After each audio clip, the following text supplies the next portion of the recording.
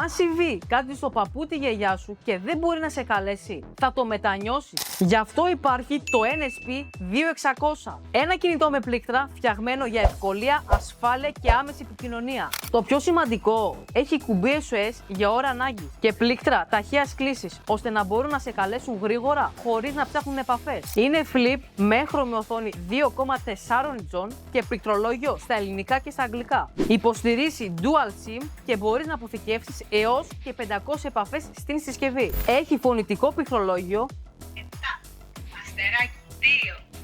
2 και φωνητική αναγνώριση κλήσεων για ακόμα πιο εύκολη χρήση στην καθημερινότητα. Παίζει ραδιόφωνο FM χωρίς να χρειάζεται ακουστικά, για να ακούν εύκολα όπου και αν βρίσκονται.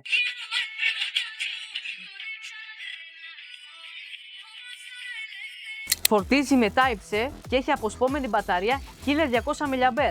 Αν θες να ξέρεις ότι ο παππούς σου ή η γιαγιά σου μπορούν να σε καλέσουν όταν σε χρειαστούν, το NSP 2600 είναι η λύση που έψαχνες.